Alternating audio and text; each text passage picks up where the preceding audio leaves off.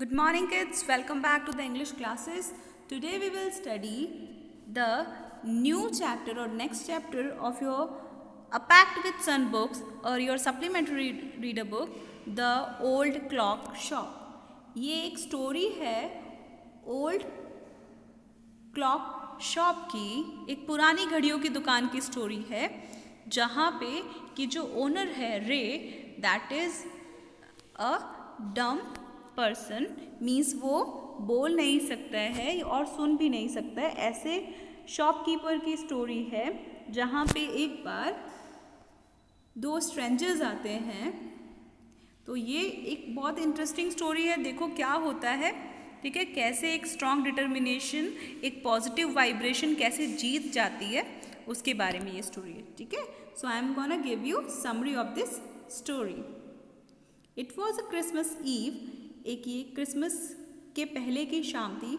The shopkeepers were going home, सारे ही shopkeeper अपने अपने घर जाने लगे थे। However the lights were still burning in the old clock shop, एक पुरानी क्लॉक की दुकान में अभी भी लाइट्स जल रही थी। Its owner was deaf, sorry, okay, so इसका जो ओनर है वो डेफ है। हिज नेम वॉज रे, वो बहरा है एक्चुअली में।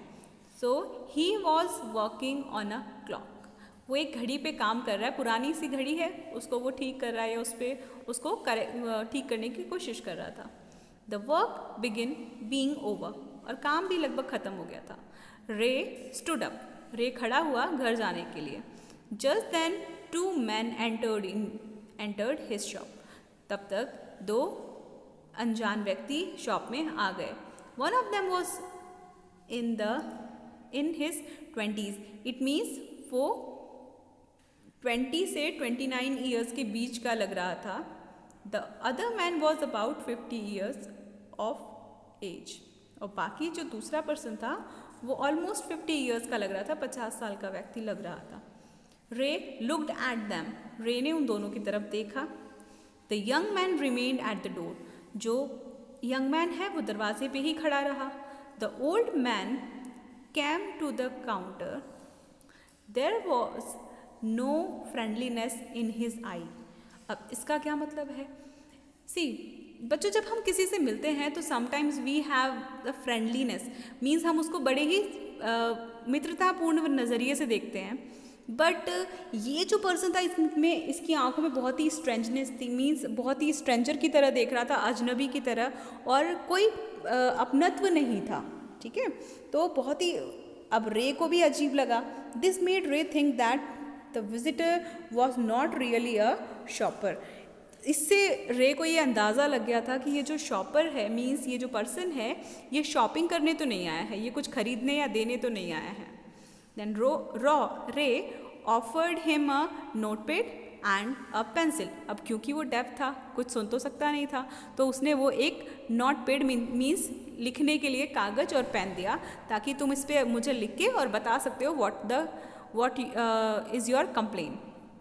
Now by making sign, Ray told him that he was deaf and dumb. The surprised old man turn back and said something to his young companion. अब वो मुड़ा और उसने उसके यंग कंपेनियन से कुछ कहा, जो कि रे नोटिस कर पा रहा था। रे ने भी ये नोटिस किया कि उसने कुछ कहा। इन द मीन टाइम रे had seen that the man had a gun in his pocket, और वो जो पर्सन था उसके पॉकेट में एक गन भी है, ये रे ने नोटिस कर लिया था। Obviously they had come to rob Ray of his money, तो इसका मतलब वो दोनों ही रॉबर्स थे, वो रॉबरी करने आए थे रे के पास में।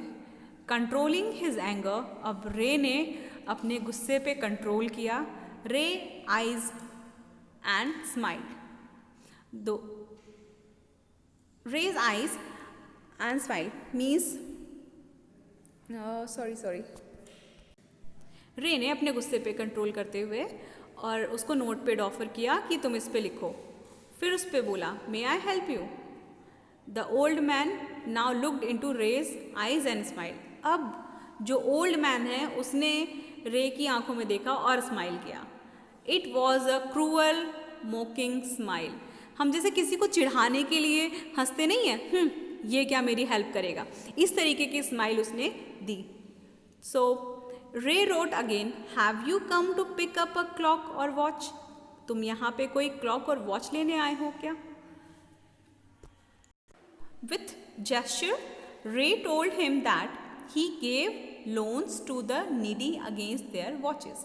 फिर gesture इशारे से समझाया रे ने कि मैं जो भी needy person होते हैं, जिनको पैसों की ज़रूरत होती है, उनको लोन प्रोवाइड करता हूँ उनके, तो मैं निडी लोगों को लोन देता हूँ वॉच के अगेंस्ट में.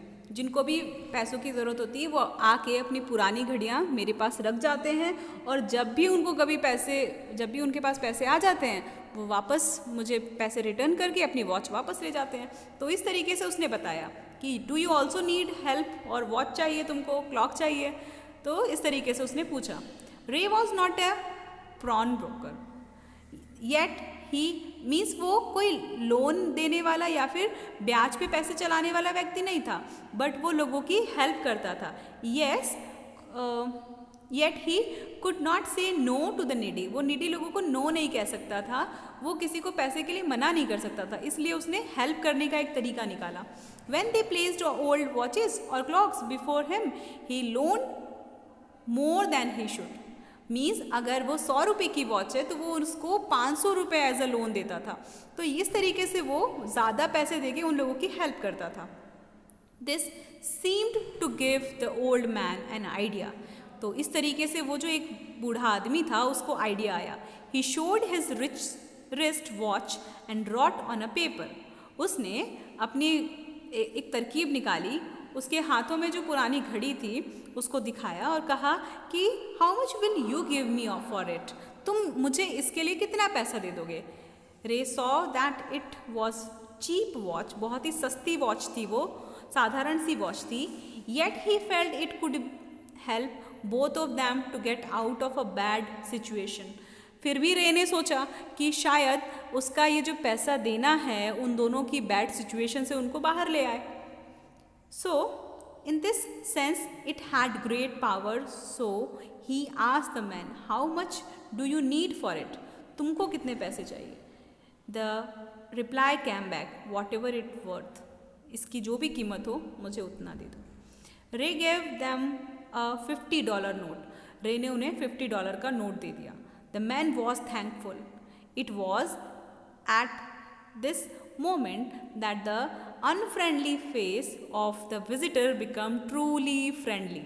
अब यहाँ पे आपको मैंने सबसे पहले बताया था कि उसकी जो स्माइल थी वो बहुत ही अनफ्रेंडली थी, लेकिन अब जैसे ही उसे $50 का नोट मिल गया उसके बाद उसकी स्माइल फ्रेंडली हो गई. इट मीन्स वो बहुत ही थैंकफुल था. Both of them knew that the watch was not worth that much. Before leaving, the man wrote, I will be back to pick up as soon as I can. Merry Christmas. तो फिर उस पर जो man है उसने ये लिख के गया कि मैं जितनी जल्दी हो सके रिटर्न बैक कर दूंगा आपकी मनी और अपनी वॉच को लेके जाऊंगा. And merry Christmas. Thus the story ended peacefully. As if pleased by this situation, all the clocks in the shop rang to announce the half hour. Now, all the three men present, they felt the message. The message was peace on earth, goodwill towards all. अब देखो फिर अंत में क्या हुआ. वो जो दोनों पर्सन स्ट्रेंजर्स गन लेके आए थे रे को मारने के लिए, उससे पैसे लूट के ले जाने के लिए, रॉबरी करने के लिए, वो दोनों एंड में स्माइल के साथ में थैंक यू बोल के गए रे को. रे ने क्या किया, पीसफुली ट्रीट किया, हैंडल किया. अपनी काइंडनेस से, अपनी वाइज थिंकिंग से उसने जो सिचुएशन ख़राब होने वाली थी उसको भी उसने चेंज कर दिया. इट मीन्स जो शांति है अर्थ पे वो सबसे बड़ी ताकत है. हम हर एक चीज़ को पीस से डील कर सकते हैं. So this was the moral of the story, message of the story. I hope you all understand this. Thank you so much.